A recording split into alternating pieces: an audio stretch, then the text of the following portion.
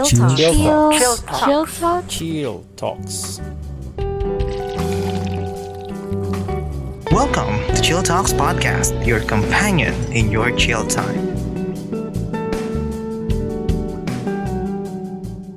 Hello everyone and welcome to another episode of Chill Talks Podcast where we discuss anything and everything over a cup of coffee. So I am your host, PJ, and we are joined by one of the most sought after comedian in this generation, who is referred to as one of the new queens of comedy by Esquire magazine last July 2022, and also a social media influencer, a car lover, as well as an avid traveler.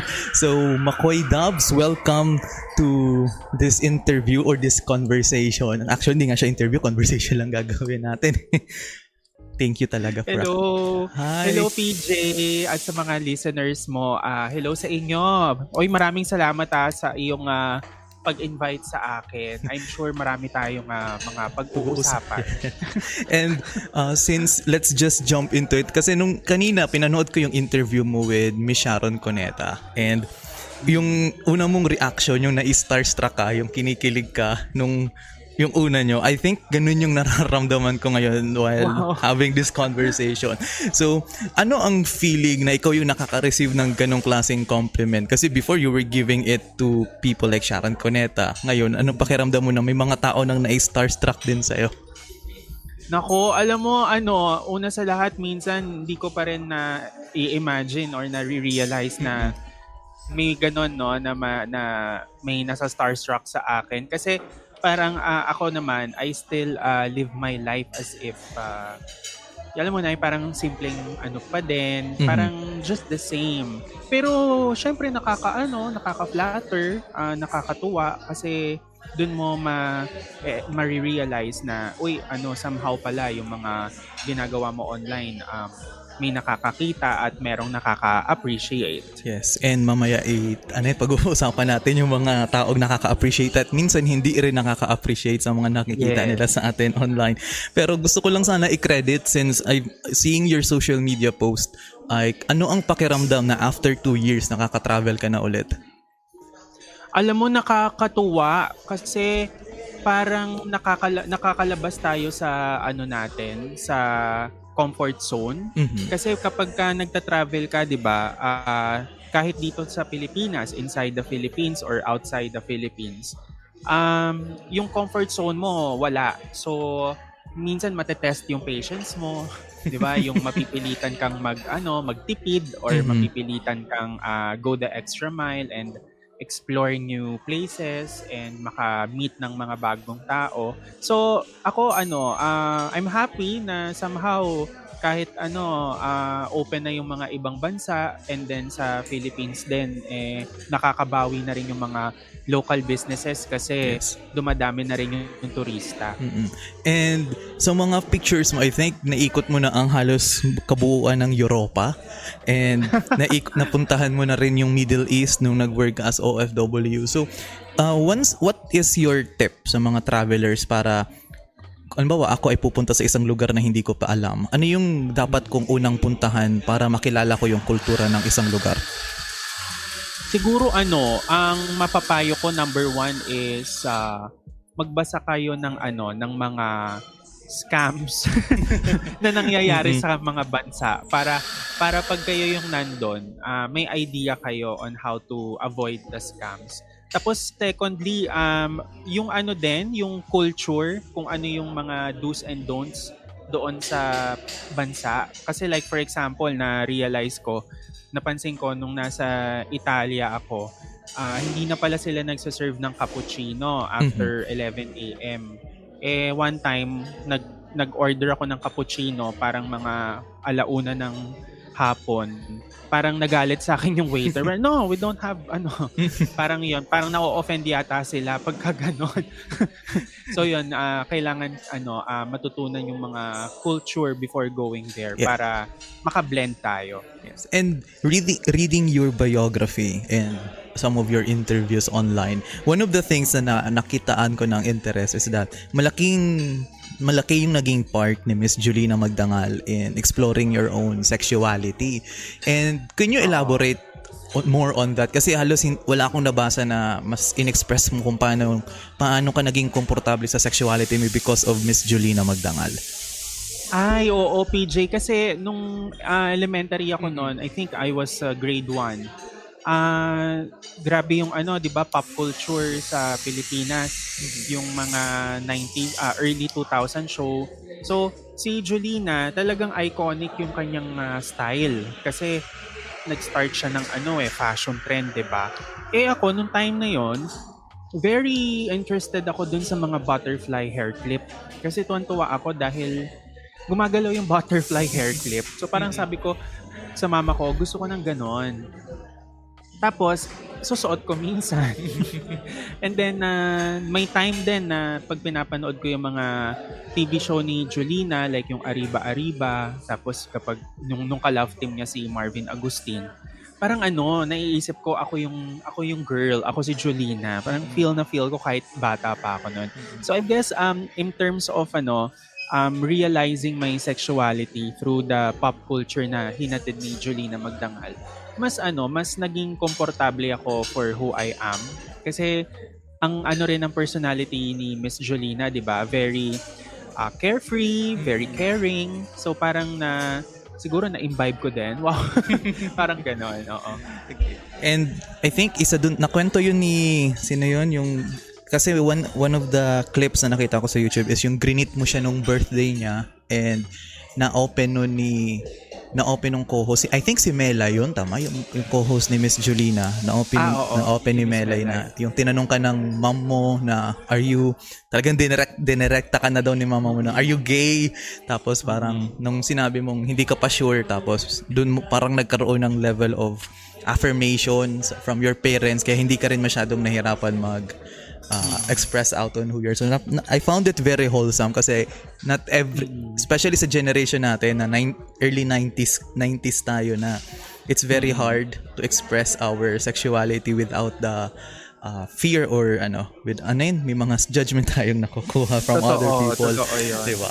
So, jumping for sure gustong malaman ng mga tao, jumping your work into content. So, before we jump into that, kanina napag-usapan natin before we start the recording na you are a teacher and we are both actually college teachers. So, nakakatuwa nga siya eh. So, nung ikaw ba ay estudyante pa lang, kasi you were also an active member of the student council.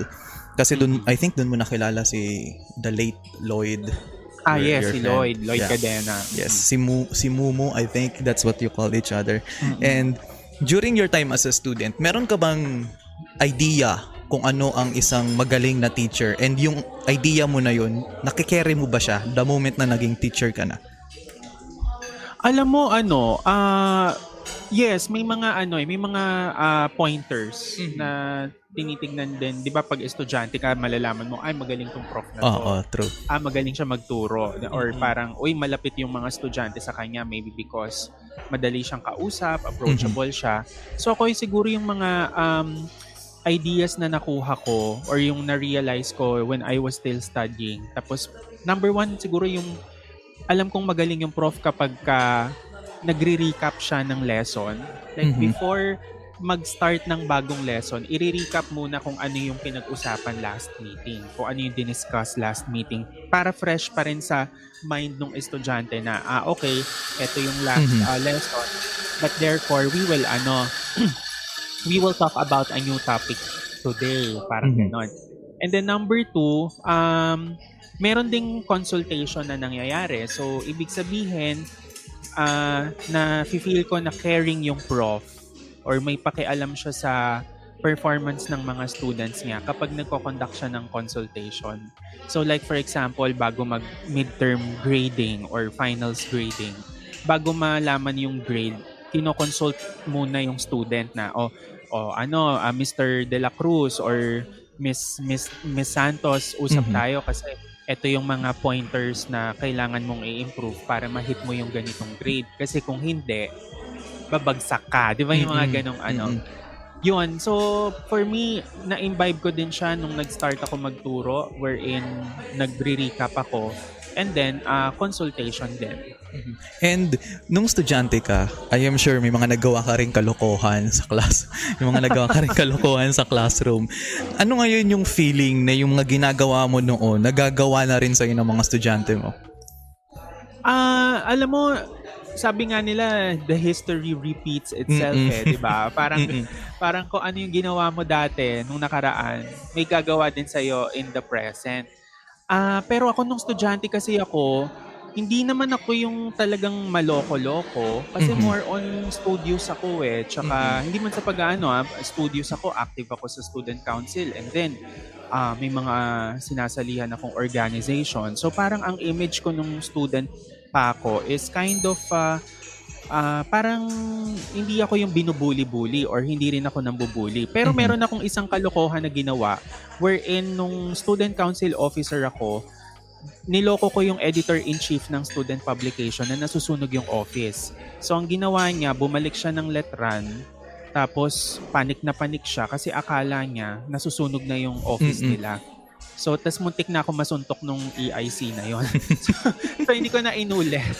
Pero may mga estudyante ako ngayon na minsan hihirit kung pwede bang sir, kasi wala naman akong pasaway na student, pero more on napapansin ko sa kanila laging nagpapaano ng deadline. Sir, pwede po bang next week na lang?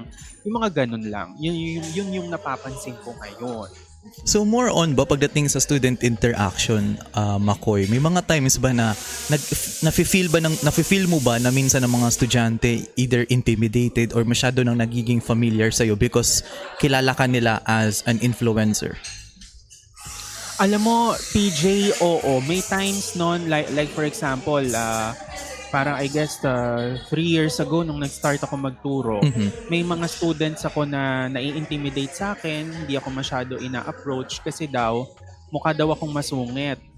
Pero kasi, that's my way of, yun ang paraan ko para magkaroon din sila sa akin ng boundaries and respect. Kasi kung ang tingin nila sa akin is as content creator or as Makoy Dubs, parang baka mawala ng ng boundary or respeto. Baka barka-barkada ang gawin sa akin. Which is for me as a teacher, it has to be professional, 'di ba? Na okay, you're a student, I'm your teacher. So pag nasa loob tayo ng classroom, may may personal space. Hindi pwede yung loko-loko ka sa akin or kahit ako lolokohin kita, walang ganon. So that's my image na pinapakita sa kanila. And I am sure naiintindihan naman din nila kung ano yung pinapakita ko. Yes. Kasi yun din yung nakikita din na parang ay, content creator to, jolly to, tas parang kayang-kaya na nilang brasuhin. So, parang mas maganda yung ganun. Yung poker face ka, kaya nagbumukha kang matar kahit hindi naman to establish a certain level. Correct. May ganun talaga. And from your widespread na fame and recognizability sa mga public people, and syempre nakita ka nila sa social media, ano yung experience mo nung ikaw nag-onboarding ka sa isang food delivery service during the pandemic? Oo, nung kasagsagan ng pandemic noong 2020. Actually, short stint lang yung nangyari doon for a food delivery service. I think mga 3 weeks lang akong nag-perform or nag-work there.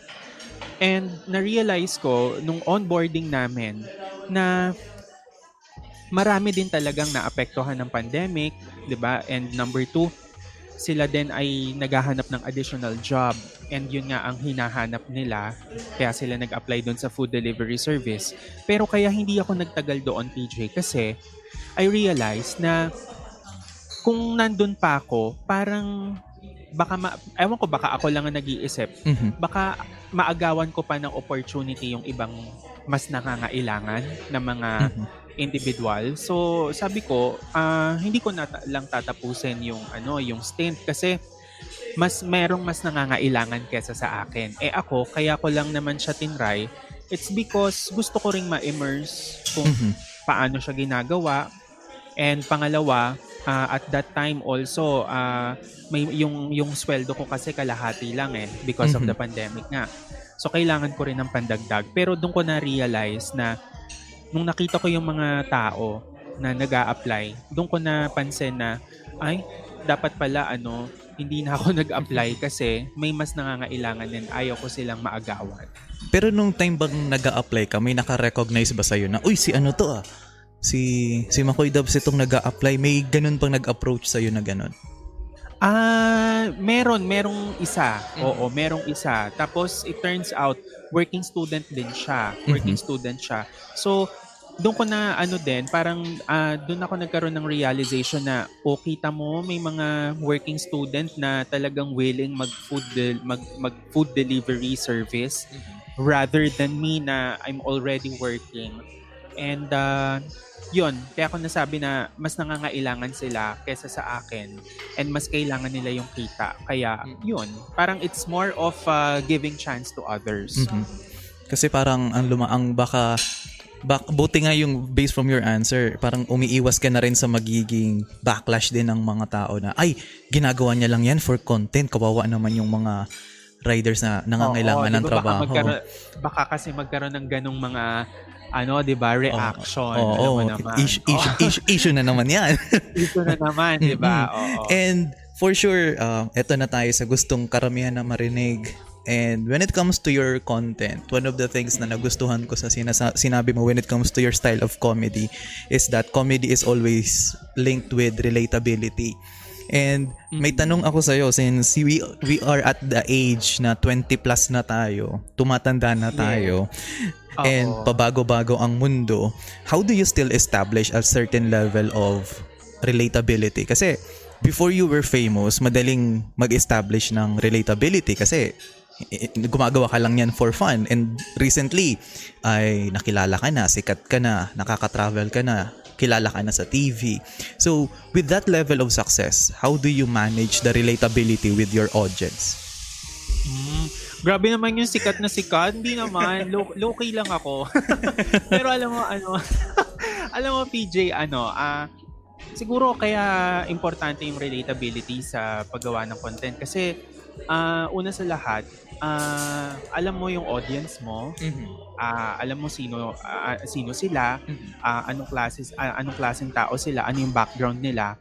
And maybe pangalawa kaya kailangan ng relatability sa content kasi pag hindi relatable, syempre yung audience mo baka hindi ka na panoorin or maybe mag-decline din yung performance nung mga content mo. Pero ako, para maging relatable yung content, ini-immerse ko yung sarili ko. So, ibig ko sabihin, once in a while, nagsasakay ako ng jeep, ride ako ng taxi, sakay ako ng LRT, MRT, at ino-observe ko ang behavior ng mga tao. Or minsan, kung nasa coffee shop ako, cafe, tinitignan ko paano ba uminom yung mga di ba, yung mga tita or yung mga tito, ganyan. So ako parang kailangan kasi i-immerse mo yung sarili mo doon sa environment na tinatawag. Oo, kasi pag hindi, pag aloof ka or yung pag medyo mataas, walang makaka-relate. Yun. Do you think sa observation mo sa iba't ibang influencers na nakikilala mo, both established na or rising pa lang, ano yung common na nakikita mong pagkakamali na nagagawa nila kaya nahihinder yung quality ng content na napoproduce nila? Ay, oo. Thank you for asking that, PJ. Kasi I remember before talagang piling-pili or bilang sa kamay yung talagang mga content creator, di ba? Pero when the pandemic happened, talagang nagkaroon tayo ng opportunity to create more content and therefore nadagdagan din yung mga content creators. And doon natin na-realize na ang mga Pilipino ay sadyang creative at talagang resourceful. But ang napansin ko is number one, pag sumikat na sila, yung instant fame, yung tinatawag nating overnight sensation, minsan may tendency na lumaki yung ulo, di ba, yung yumabang. May mga ganun hindi natin maikakailayan. I mean, kahit naman content creator or not, di ba, may mga ganyan. Pagka yung medyo nabibigyan ng compliment, lalaki yung ulo, gano'n. Pangalawa siguro yung hindi na sila nagsistick doon sa kanilang ginagawang content talaga. Yung pagka sumikat na sila, minsan na masyado na ring ano yung mga content branded or masyado na ring parang hindi na siya relatable din, 'di ba? Or pili na lang yung makakagets. And maybe lastly, PJ, ang pansin ko din na pagkakamali nila is they always speak their mind. So ibig ko sabihin, kung ano yung nasa isip nila or emotions nila, they share it on social media. Which is minsan hindi appropriate kasi what if may ma-offend, 'di ba? Di ba? Yung mga ganung bagay. And we'll get back onto that kasi gusto akong itanong sa'yo related doon sa sinabi mo na speaking your mind. Pero later na. Also pala, I think nung 2018 or around those times, nakilala ka sa portrayal mo as Aunt Julie, which is based on your mom sa pagkwento mo. Pero sino sa lahat ng mga naging audience mo, Makoy, ano yung audience na nagulat ka na naging fan ng content mo? Siguro yung mga tsahin-tsahin.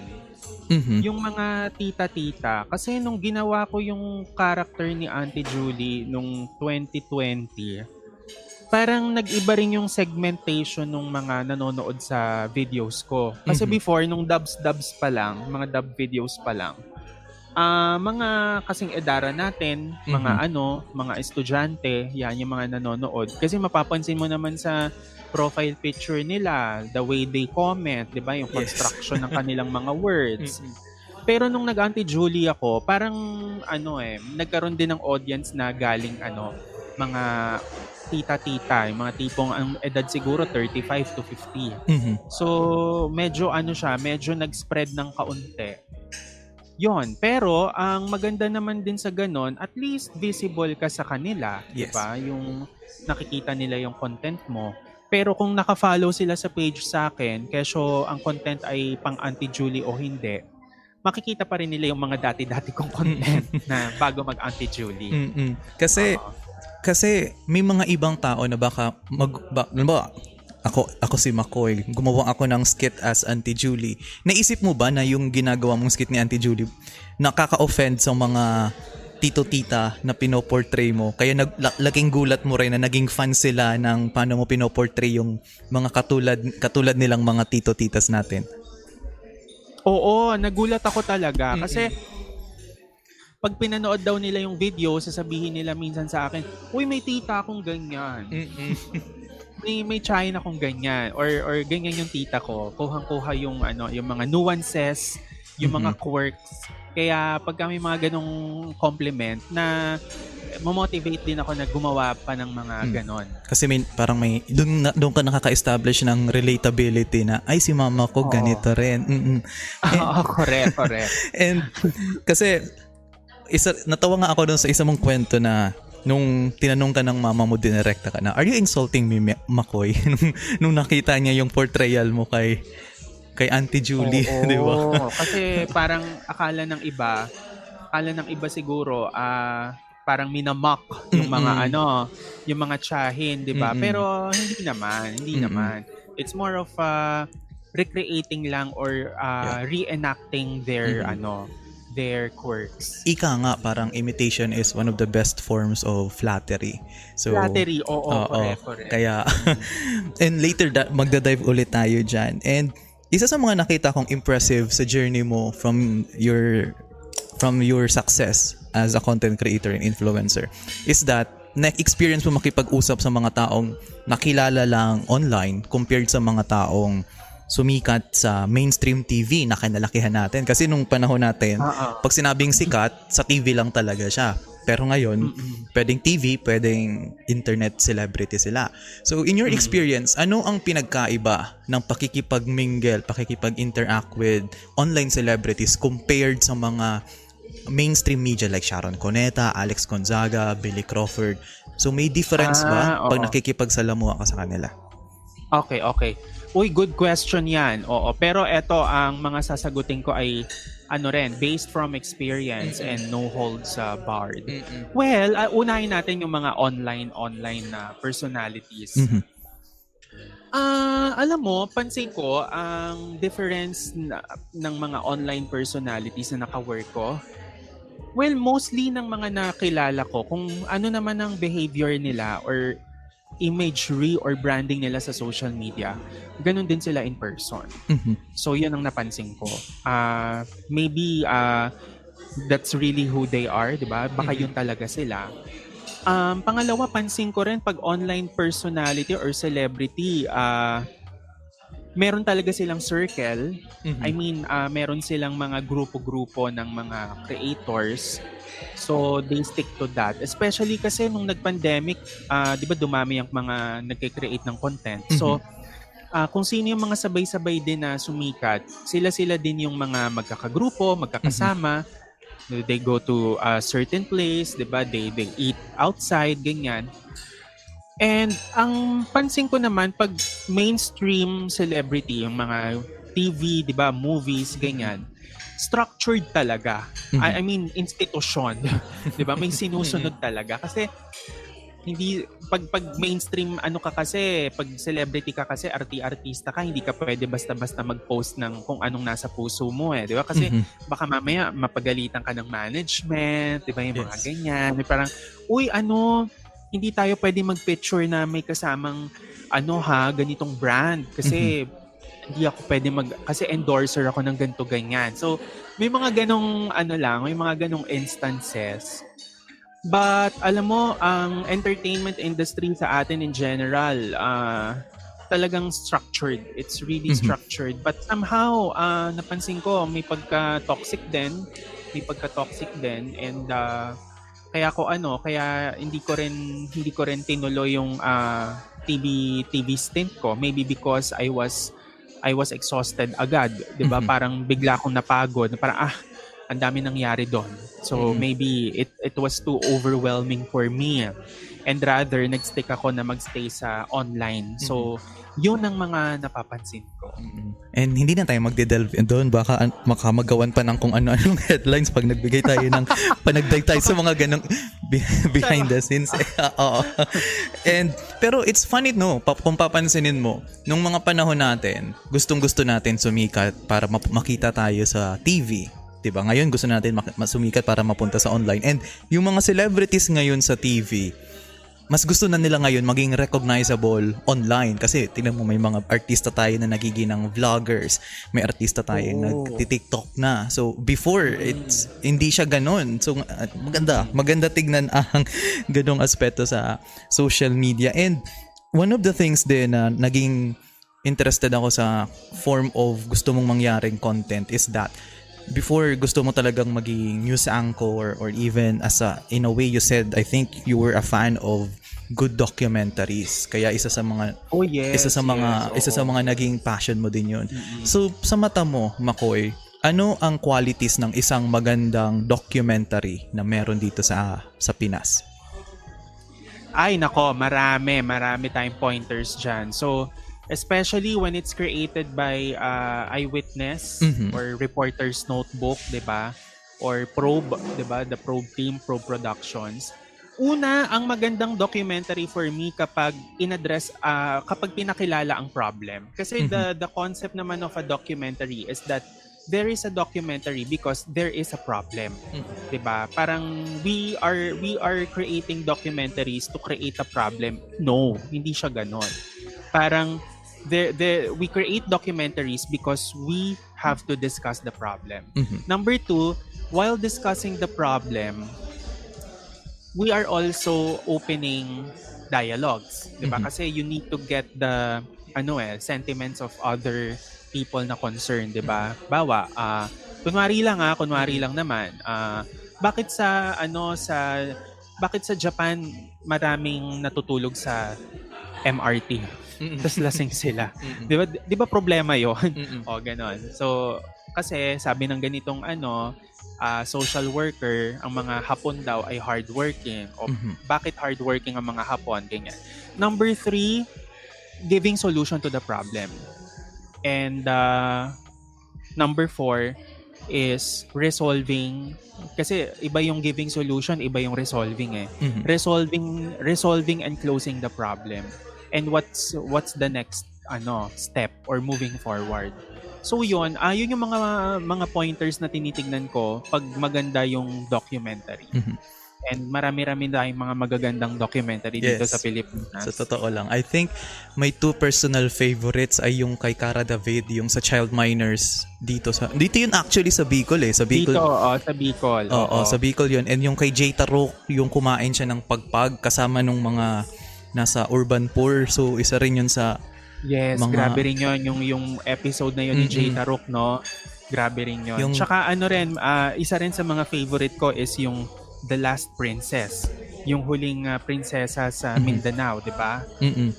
Kaganda. Usually, since nasa naman tayo, wala naman, I think we are not under any channel, tama? So okay lang naman. Okay lang naman magsabi.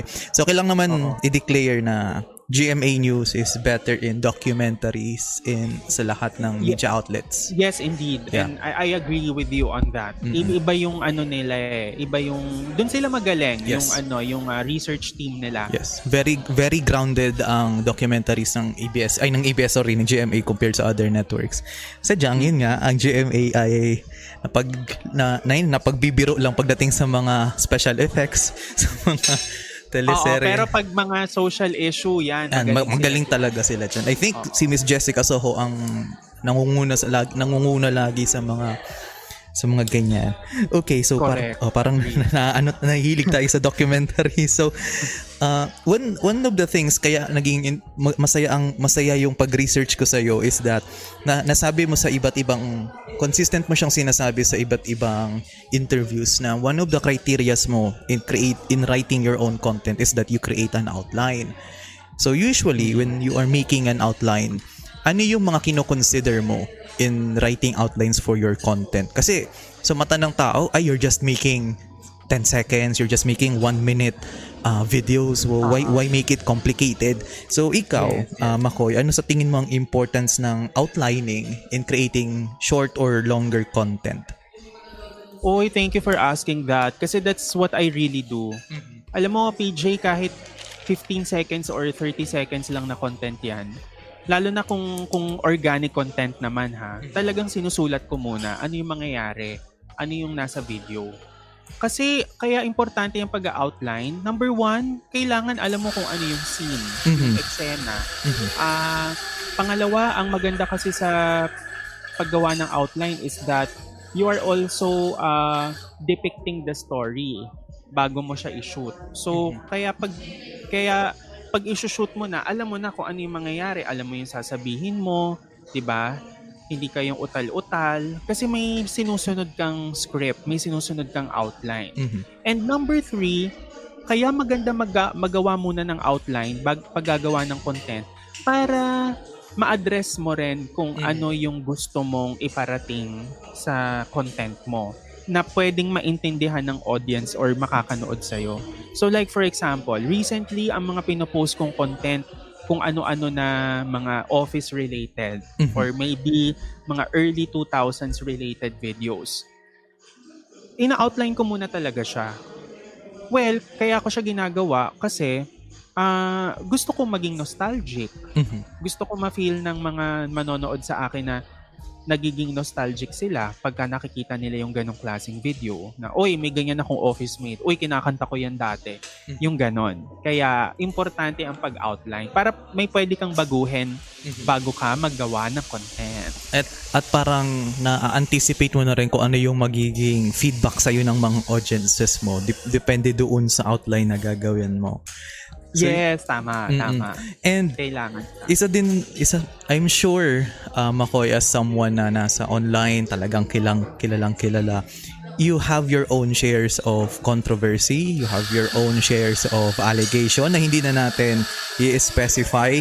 Na-curious lang ako kasi for sure, during that times na ikaw ay may mga controversy or may mga bashers, usually may mga gumagawa ng content tungkol sa'yo, either articles or YouTube videos. Ano yung pinaka headlines na tumatak sa'yo regarding your controversies na kinabibilangan? Any outrageous clickbaits na ginagawa nila na hanggang ngayon naaalala mo pa rin? Siguro yung pinaka-umano talaga sa akin na tumatak sa akin is yung daw ako, troll daw ako ni John Vic. Yun yung pinaka-outrageous, outrageous and mind-blowing headline na nabasa ko at napanood ko about me. Well, kasi it's not true, and at the same time whenever you read articles about you tapos clickbaitable, parang minsan hindi nyo man lang ako tinanong talaga. Parang hindi nyo man lang ako in-interview kung totoo ba, 'di ba? Minsan nga magtataka ka, ultimo mga news publications may headline about you pero kinuha lang nila sa Instagram yung story, 'di ba? Yung minsan lang parang Makoy Dubs nabudol sa Paris. 'Di ba? Pero hindi nila ako in-interview na Makoy, ba't ka nabudol sa Paris? Ano yung nangyari? Wala nang ganun eh. Minsan kukunin na lang nila sa social media accounts mo para lang merong ma-news or ma-clickbait. So that one is the outrageous, most outrageous because that's not true. And secondly, feeling ko sabotage ngayon nangyari kasi yung nag-handle nung yung parang yung nag-handle before nung live na yon, yung briefing na yon is working for him. So parang ganon. I don't know if that's a sabotage, but ayoko rin naman maglagay ng allegation. But yeah, that's almost 3 years ago or 2 years. So ako naka-move on na ako doon, and I think the trolls naka-move on din naman na sila. Usually madali naman sila mapagod eh. They will just mabilis na. Lalo na pag wala na silang pag wala na silang mai-comment, yan. Lalo na let go na rin. At pag hindi mo rin pinapatulan mostly, kasi I think one of the things na na-observe ko on how you respond to controversies is that ina-address mo lang kung ano yung pinaka-concern sa'yo, and any fake news na hindi talaga katotohanan, hindi mo na siya pinapatulan. And yung sinabi mo kanina na yung ginagawa nila, ginagrab nilang yung post mo sa social media, ginagawa ng clickbait headlines, was that one of the reasons kung bakit naging hindi ka na masyadong vocal or expressive sa social media? Kasi I think hindi ko alam kung ano yung naging turning point mo. So I am curious doon sa naging turning point mo na from someone who is very vocal on your feelings sa social media, what changed na bakit naging limited ka na ng konti on how you express yourself? Ay, oo. Alam mo, thanks for asking that. Kasi syempre I want to clear the waters also. I honestly talaga naglaylo ako on creating more, parang controversial, charot. Parang mga ganyang klaseng content that pertaining to social issues, 'di ba? Number one, it's because I'd rather spend my energy on healing myself or maybe finding peace. Yung paghahanap ng kapayapaan sa isip. Kasi I admit 2020 and 2021 talagang challenging year for me. Lalo na yung last year kasi ang daming binabato against me last year, tapos mga accusations, 'di ba, na hindi man totoo, ganun. But I guess kasi parte talaga siya ng pagiging content creator, no? Maybe pagka talagang may presence ka sa online, kailangan relevant ka. But I don't know bakit may ganong ecosystem, but maybe ganun nga talagang ecosystem. Pero yeah, I chose to limit my political stance, especially nung hindi rin nanalo yung bet kong candidate kasi nakakatakot. 'Di ba? I mean, I'm also afraid for myself. I'm also afraid for my family. And of course, since I was one of the content creators na very vocal din talaga about the situation ng pandemic kasi ang dami din talaga nangyayari. And I was very emotional during that time.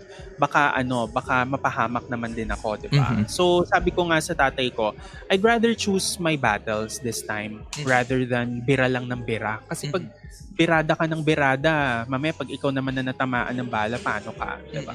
Yun. So parang nagkakaroon ka na ng preemptive sa mga ganong bagay. Oo. And, Kaya yun, medyo ako ngayon, mabait-bait ako ngayon. Lilo, and I think happy anniversary sa pagkawala mo ng Twitter. I think Oh yes! Oo. I think July. OMG, Oo. July. Kamusta? Grabe, talaga nag-research ka, PJ. Kamusta? Anong feeling mo ngayon na hindi ka na-expose sa Twitter after 13 years? May relapse ka bang nararamdaman, Makoy, sa ganun? Alam mo, PJ, wala akong relapse na nararamdaman. Bumalik lang ako for a while after the elections kasi I need to vent out my feelings. And then that's it. Parang sabi ko lang, I just need to tweet. Gusto ko lang talaga ilabas yung aking mga frustrations in life. And then after 2 days, dine-activate ko na siya. Parang I'm okay na.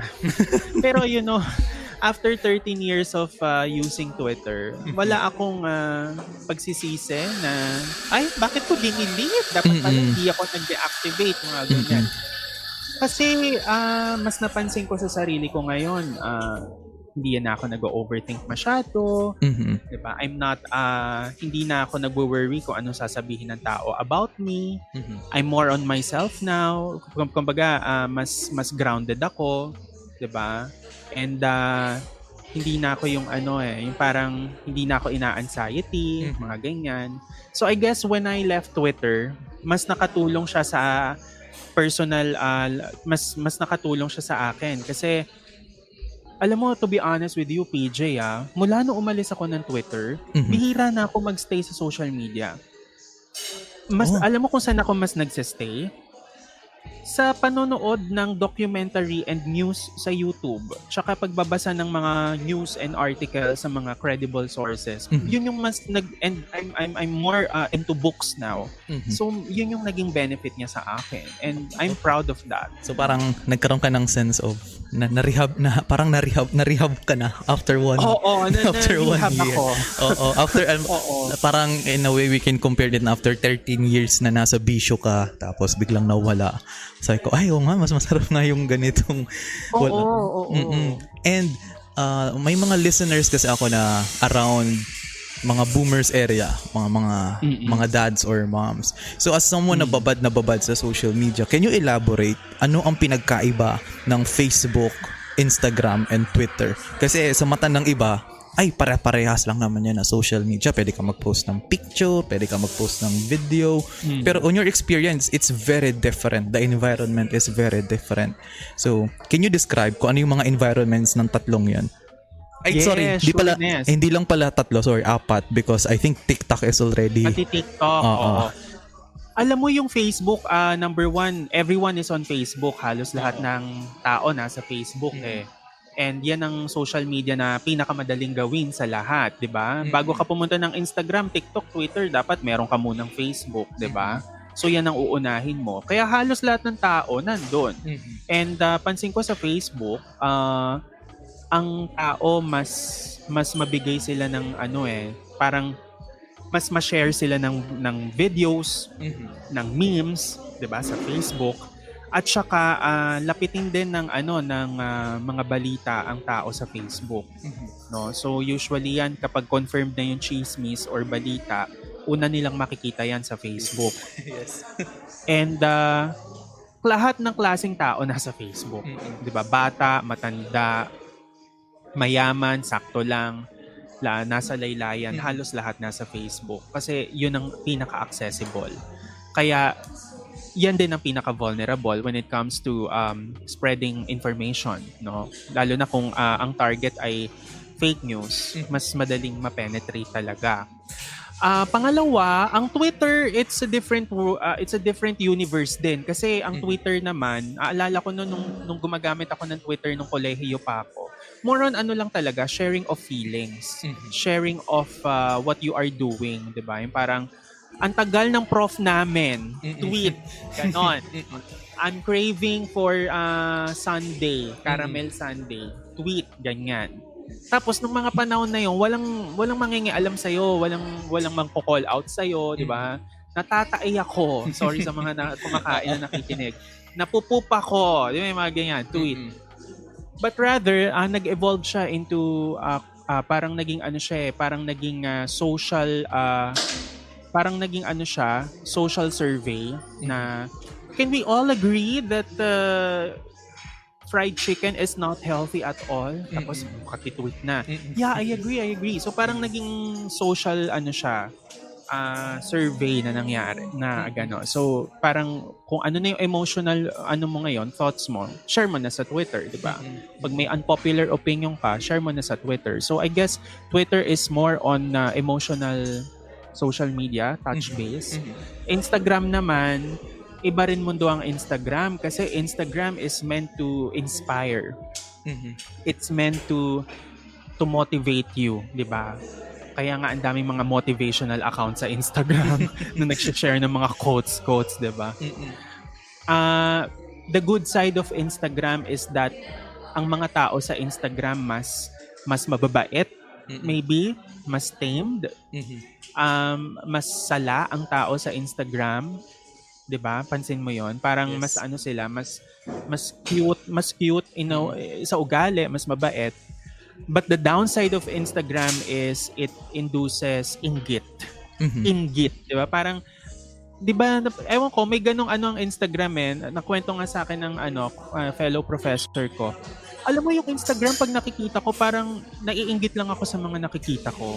Sabi ko, wag ka na mag-Instagram muna. Oo, diba? True. Diba? Parang nako-compare mo yung sarili mo sa buhay ng mga fina-follow mo. Now, TikTok, iba din ang TikTok. Kasi parang kung ano yung ugali ng tao sa Facebook, dalhin mo sa TikTok, pero video. Oh. Okay. Parang ganon. Oo, parang ganon yung napapansin ko sa TikTok. And ang ganda rin naman ng TikTok kasi madali gumawa ng video. It's so easy to produce. It's so easy to shoot. So kahit mema-mema, pwede, di ba? Parang sayaw-sayaw ka, go. So parang napansin ko lang, observation ko lang mga tao sa Facebook na lagyan mo ng video, TikTok. Parang naging TikTok siya. Okay. Kasi I'll be honest with you wala kasi akong, may Twitter ako pero never ko siya ginamit.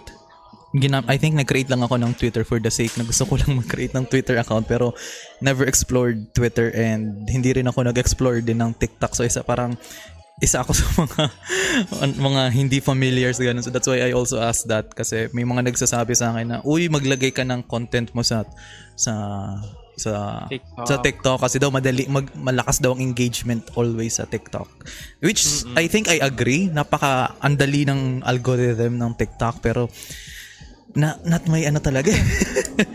Oo, depende talaga sa depende talaga sa tao, di ba? Parang not my cup of tea, ika nga.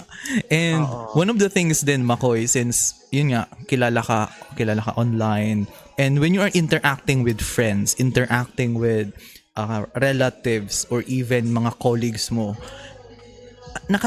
naiinis ka ba or sometimes parang nababother ka ba kung ang laging pinag-uusapan ay tungkol sa content mo, tungkol sa mga videos mo, ay sikat ka na, mas ayaw mo, umiiwas ka sa mga ganong conversation most of the time ba, or okay lang sa'yo na binabrot up lagi yung ganon? Alam mo ang parents ko or family in general, as much as possible, gusto ko silang ialis sa ganong situation. Kaya minsan, pag may magme-mention na, uy, sikat ka na, di ba? Bawa sa mga tiyahin. Inaano ko agad, parang hindi ko ine-entertain, pero magte-thank you ako. Kasi parang ayoko siyang i-include sa conversation because I still want my family to see me as Mark Averilla, as their son, na ito yung nakilala nila kung ganyan. And bago naman magkaroon ng social media, sila naman ang mas nakakakilala sa akin.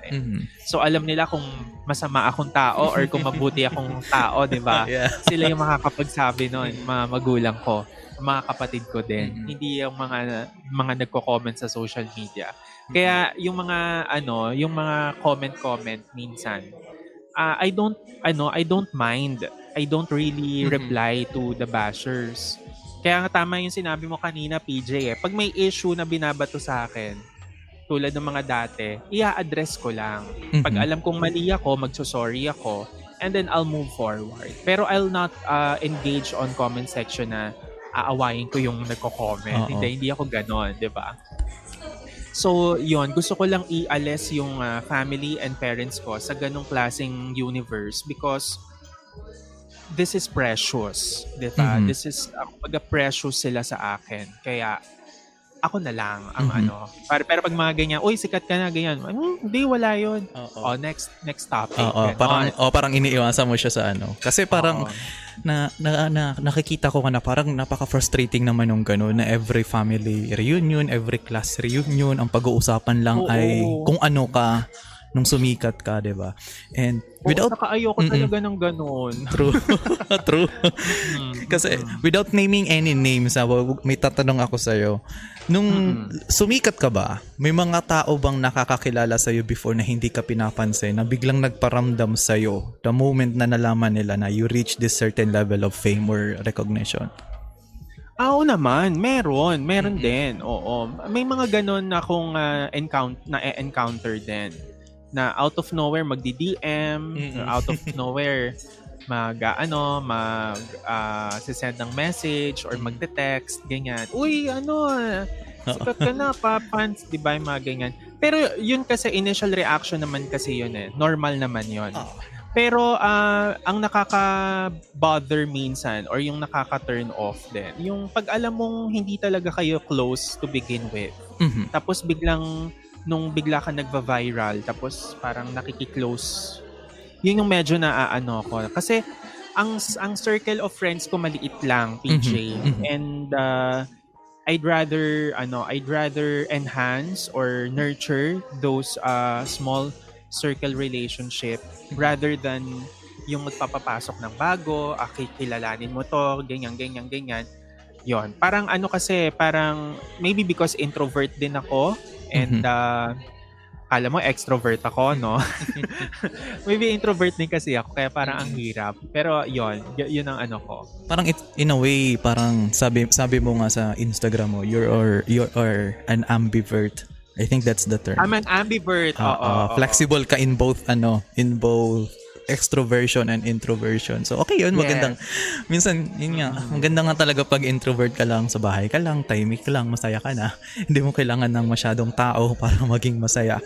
And one thing din na napansin ng mga tao is that you are also very vocal in social media. When it comes to politics, number one is politics or anything that revolves the people in Philippines. And ano ang difference kapag ikaw ay nakikipag-interact online sa taong taliwas ng pananaw mo compared sa ikaw nakikipag-interact personal? Kasi I think one of the stories you shared is that lagi mong inaano sa online si Alex G sa mga ganitong issue sa politics. Yeah, oo. Then nung nakilala mo siya face to face, paano nagbago yung ganong dynamic? Kasi imposible naman na kung paano ka sa kanya sa Twitter, ganun ka rin sa kanya nung nagkita kayo. Can you elaborate more on the story? Ay, oo, nako, oo. Yes, alam mo nung time na yan, lalo na nung pandemic, inaaway ko talaga siya sa Twitter. Pinaparinggan ko siya pagka may mga tweet siya about the naman yung open naman kami dyan. Alam naman niya yan. Lalo na nung naging magka-work kami sa Lunch Out Loud. That is why, nung napunta ako sa TV5 at naging part ako ng Lunch Out Loud, inaaway ako ng mga supporters niya na parang, ba't nandiyan yung Makoy na yan? Sino ba yan? Saling ket-ket naman yan? Di ba? May mga ganong comments. Or, ba't nandiyan yung na yan? Bex na yan? Nagpa-plastikan lang sila doon. Yung mga ganong yung mga ganon akong comments na nababasa. But I stand firm. And when I met Alex, when I met her flesh, hindi kami talaga warm sa isa't isa. And that's really the truth. Hindi kami naging warm at first kasi hindi rin ako agree sa kanyang ideologies on what she believes in during those times, especially in the politics arena.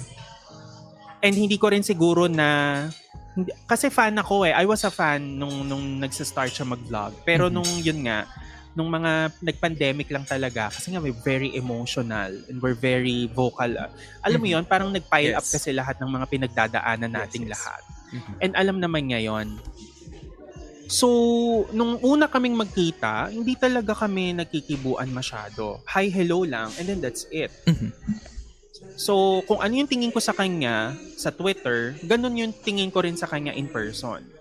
And then there was this time na siguro 3 months na kaming magka-work pero hindi pa rin talaga warm to each other. Hi, hello lang, small talk. Doon ko na siya kinonfront. And sabi ko sa kanya, Alex, kung ano man yung mga nasabi ko sa'yo sa Twitter nung April 2020, o diba? Specified talaga. Oo, specified talaga. Sabi ko, I'm really sorry because I was very emotional during that time and that was my sentiment and I hold on to that. Yun yung sabi ko sa kanya nung nag-usap kami. And in-acknowledge nga, in all fairness. Sabi nga, naiintindihan ko naman kung saan ka nanggagaling. Pero sana, kumbaga, ang sabi niya lang sa akin, parang I remember she told me na be careful din kasi di natin alam baka makatrabaho natin yung mga ganitong tao na pinapasaringan natin online, di ba? Which is yun nga nangyari, ganyan. And I think that was my that was my mistake also na masyado akong vocal about that kind of kasi sino ba mag-aakala na mapupunta ako sa noontime show? Wala naman, 'di ba? Yes. Talagang siguro nag-align lang ang mga between sa universe. And then I said sorry to her. And then she accepted my apology. And then after that, I think yung mga supporters niya hindi na rin naman ako masyadong inaatake, ganyan. And then when I left because na-overwhelm nga ako sa showbiz, sa mainstream. Nag-reach out siya sa akin sa Instagram na I hope you're doing well, ganyan. Sayang hindi tayo masyado nagkakausap before but I wish you all the best. And then I replied to her, sabi ko yes, but I think there will come a time na we will be seeing each other again and maybe in the future mas magkaka-interact na tayong dalawa. Yes. And yun. So parang we closed the chapter very gracefully. It was a graceful exit. It was a graceful conversation na wala kaming hinanakit sa isa't isa na okay na ako sa kanya, sa akin, okay din siya sa akin. So yun. Ayan malinaw yan ha. Walang eme yan. So yan. That's the truth. But yeah, at first talaga, yun nga, talagang hindi talaga kami masyado nagkikibuan. But we ended that chapter already. Despite despite the difference in your opinion, so talagang nagkaroon kayo ng way to address that. Kasi pag usually pag sa social media kasi, if different ng opinion mo sa isa, talagang ang banggaan niyan, ang hidwaan niyan ay parang, alam mo yun, magkulang na lang, magpatayan na lang sa social media usually. Kasi din ang tawag dito, PJ, nung time na rin naman na kasi yun, talagang grabe din ang mga nangyayari sa Pilipinas. So, parang may mga gano'n na, choose your side. Anong side ka ba? Side A or side B? Yung mga ganong di ba? Alam mo na. Pero yon tapos na tayo sa na yon, sa chapter na yon. And what's good is, we're okay ni Alex. And though hindi kami nagkakausap na, kamusta, walang ganon. But we closed the chapter na, yun, na naaway ko siya sa Twitter, na na-hurt din siya ng kaunti. So yun. Okay na yun. And we are fine. At least natapos na yung ganong yugto. And isa rin aside dun sa politics, one of the things na you are also vocal about is when it comes to body shaming. I think tawag nito? May mga shinare kang post that relates to kahit yung simple side comment lang na, uy, ang taba mo na, uy, nahihiyang ka na. So, in a way, sa tingin mo, paano mababawasan ang konti ng mga tao yung ganung comments? Kasi let's be honest, hindi siya madaling mawala. Kasi one of the things na pag matagal nating hindi nakita yung mga tao, isa sa mga icebreakers natin ay, uy, pumayat ka, uy, tumaba ka. So, is there a way to address it properly without appearing na nang body shame ka ng ibang tao? Oo, there's a proper way on how to address that. Pero alam mo, in general, ang napansin ko nung nagbakasyon ako sa States is that ang mga tao kasi sa Amerika walang pakialamanan, 'di ba? Yun yung tsaka sa Europe yun ang napansin ko sa kanila. They don't really care about your image, about your body. Parang just the way it is, yun na yun. Ang Pilipino kasi mahilig sa small talk no? Pansin mo yon? Yes. Mahilig tayo sa small talk. True. And since hospitable ang mga Pilipino, yun ang pinakamadaling icebreaker. Uy, blooming ka. So, ibig sabihin, ang pangit ko dati. Di ba yung mga ganong Pero there's a proper way to address kasi yung sa body figure. Parang hindi kasi mahirap din baguhin as of the moment. It all should start kasi at home. Ano rin ba yung magpapa-educate sa bahay? Syempre yung magulang din. Yung mga magulang natin, wala pa namang halos lahat sa magulang natin, mga boomers Syempre iba yung culture nila nung panahon na yon, yung generation nila. Pero tayo mga millennials and itong mga Gen Z na lumalaki na, tumatanda na, mas nagiging rin sila, sensitive and they're more aware of those statements. So para sa akin parang tinuturuan ko rin yung sarili ko na pagka may bago kang nakilala at kung hindi mo naman ka-close, wag mo namang sabihan na pumayat ka, kumakain ka pa ba? Yung mga ganong So yun, ililimit natin and as much as hopefully in the future wala nang mga ganong statements. Parang I hope you're doing good. Yung ganon na lang, yung pinakamadali. And for my next question, Makoy, I think this is just a few more questions tungkol sa content. And do you think stand-up comedy or any form of comedy would be dead sa Philippines pag mas lalong naging sensitive, in quote-unquote, sensitive ang mga tao when it comes to certain jokes? Kasi one of the things that you considered especially in cancel culture, parang sinasabi mo na nalilimitahan. Correct me if I'm wrong, if it's okay. Parang sinabi ko yan sa Esquire. Na parang nalilimitahan ang opportunities ng mga comedian to express themselves more kasi nga to the fear of backlash ng cancel culture. So, kasi I am sure si Bitoy, even I'm also a fan of Michael V, may mga jokes si Bitoy na kung tutuusin, it did not age well. It did not age well. 'Di ba? If may mga jokes siya na kung ngayon mo ibo-broadcast, tendency pwede siyang ma-cancel. So do you think na sa dami ng cancel culture sa Philippines, eventually magiging shallow na lang ang level of comedy nating mga Pilipino?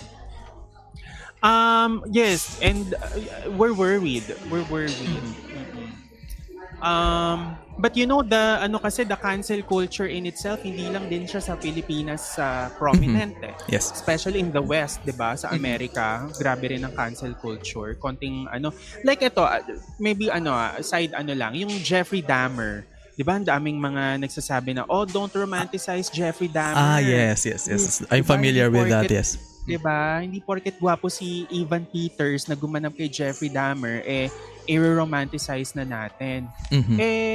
Syempre, alam mo, kaya people are, eto rin sinabi ko rin to sa mga estudyante ko. People are prone to cancel culture, and cancel culture is more prominent now because we are well-informed. We are well-informed and the information is very accessible. Punta ka ng internet, dami mo nang malalaman, di ba? Dati nun, PJ, punta pa tayo ng library. True. Diba, remember? Punta pa tayo ng library, bili pa tayo ng dyaryo. Di ba? Ganun dati. I feel so old. Oo. So parang, nalilimit ang comedy kasi prominent ang cancel culture. Pero, ang naman, this is also a challenge to the comedians na whenever we write our scripts or our materials, kailangan natin pag-isipan ng mabuti kung ano yung sasabihin natin.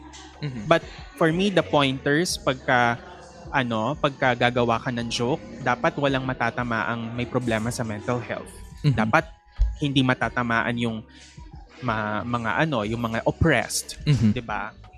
Dapat kung religious yung joke mo, basahin mo ng maigi kung may ma-offend bang ganito ganyan, 'di ba? So, 'yun ang ano. Pero nakakatakot lang pag masyado tayong balat sibuyas sa mga jokes. Ang tendency, hindi na mag-thrive ang comedy sa atin, sa Yes. Pilipinas. Kasi diba? I think pag sa ganung aspect kasi ang number one na maapektuhan ay yung mga stand-up comedians natin eh. Kasi I think TikTokers, influencers, madali lang makakreate ng comedy skits, madali lang na mag-edit ng videos. Pero compared mo kila, let's say, nung panahon nila Alan Kay, Jose Manalo, na nasa mga bars, nag-stand-up comedy, most of the jokes na sinasabi sa mga bars ay hindi talaga mag-held up online sa mga the way they deliver the punchline. And I think ang alam ko lang na comedians na bumabasag noon si Dave Chappelle and si Andrew Schultz usually. Andrew Schultz, Oo. grabe din yun, di ba? Oo, sila ay wala silang masyadong pake sa Oo, no filter talaga yung dalawang yon. No filter talaga sila. And I think sa Philippines wala pa ako nakikitang ganun na kayang i-balance kasi technically kahit no filter si Andrew Schultz at si Dave Chappelle, may in a way nakokontrol pa rin nila. In a way na hindi rin sila maka-cancel all throughout. Wala pa, I think hindi pa kaya gawin ng ibang comedians dito noon eh. And this is my last question when it comes to content. Yay, sa wakas. This is a bit of a personal question if it's okay with you. So if not, then we can cut this out sa final output natin. Nasanay na ako sa Parang exam Hindi, kasi I've noticed your recent postings on social media. Napapagod ka ba? Or in a way, do you feel burnout in portraying Auntie Julie? Let's say, even though portraying Auntie Julie brought you to the level of success na meron ka, I'm sure pag lagi mo siyang ginagawa, nire-repeat mo lang yung same skit over and over and over. People are recognizing you because of that. Were there times na napapagod ka in portraying her? Kasi recently, parang hindi na siya nalabas sa social media mo. So parang napansin ko, nababurnout na ba to kaya Auntie Julie? Or are you just taking a break from the character itself? Ay, oo. Alam mo, ang galing, I like the question, PJ. And you know, the questions you raised to me are very alam mo yung well-crafted, and Thank you. it involves critical thinking. So I really appreciate you on that. Let me say you this. I'm very open to answer this. Na-burnout ako kay Auntie Julie. Kasi na-burnout ako sa character na to the point na wala na akong maisip. Na parang ano pang gagawin kong content kay Auntie Julie? Parang halos lahat ay na-cover ko na since 2020 and up to the early months of 2021. So parang natapos na ako sa phase na yon. And you know what, PJ? Whenever there are people asking, saan si Auntie Julie? Alam mo talaga sinasagot ko, she's resting in peace. Tulog na siya or nagpapahinga siya.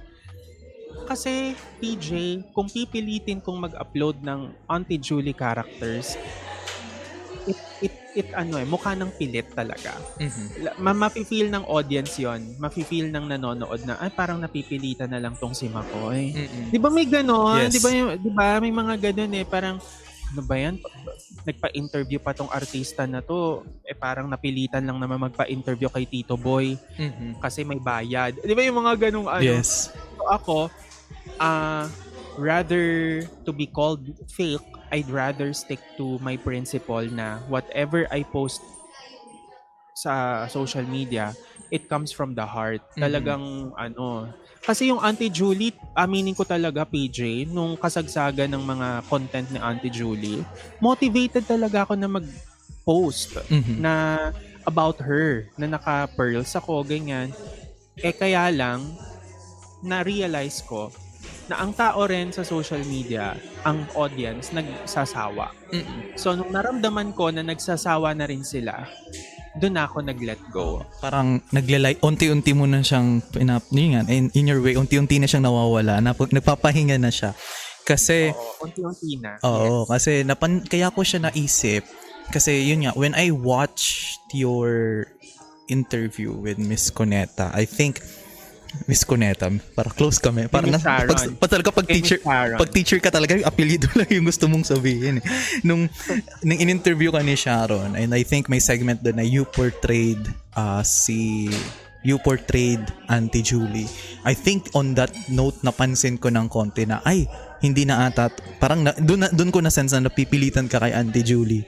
You are happy na nandun ka kasi idol ni mama mo si Miss Sharon Cuneta, talagang na starstruck ka din sa kanya. So parang correct me if I'm wrong. So I'm sorry for assuming kasi it's okay. Oo. napansin ko lang na yung expressions mo, the way you behave, mas nag-enjoy ka talking to Sharon Cuneta as McCoy and not as Auntie Julie.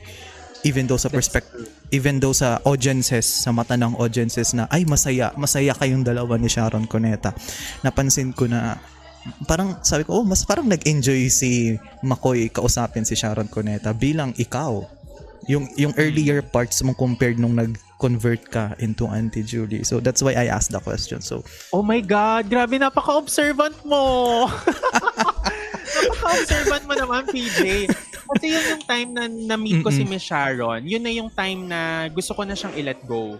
Na gusto ko nang i-let go yung character. Kasi ano yan, mga January yata yan or December. yes, around January. Oo, parang ano yan na yung turning point na parang ayoko nang gumawa ng Auntie Julie content.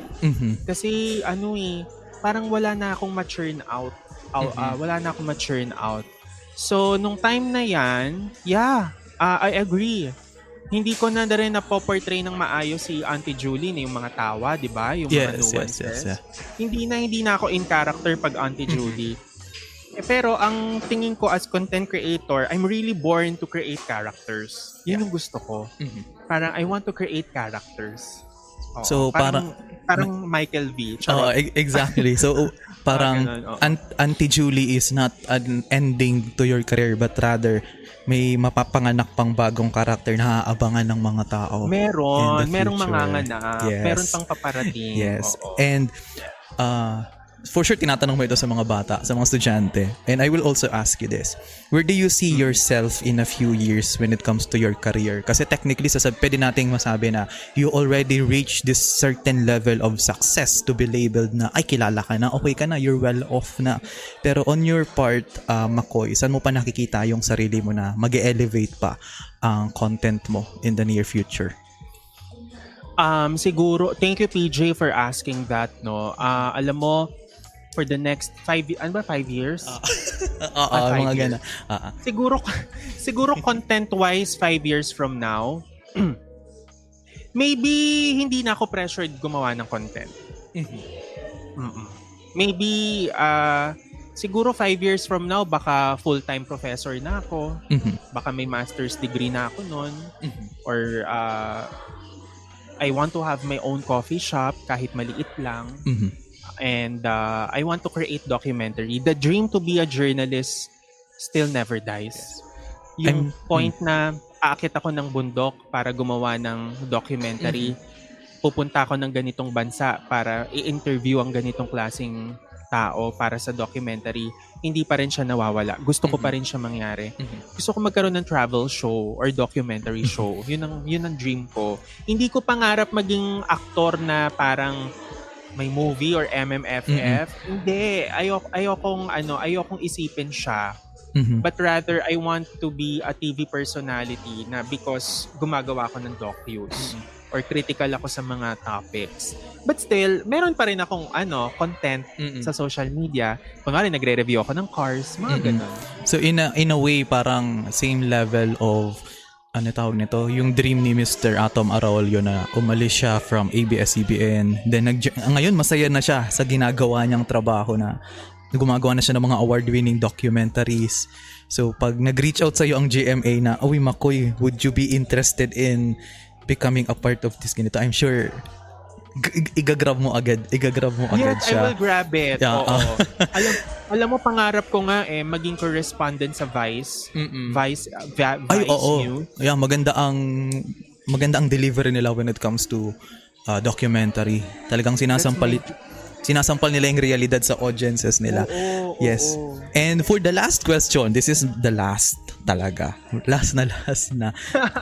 Go lang. Nasabi mo kanina na you also, yun nga, nasabi din sa intro and na-share mo kanina na you're still an avid car lover. Ano yung mga nakikita mong mistakes ng ginagawa ng mga kabataan when buying their first car? What's your tip?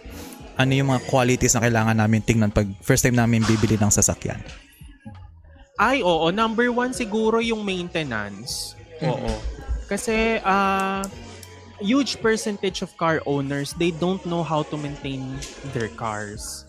And that's a huge mistake when you own a car.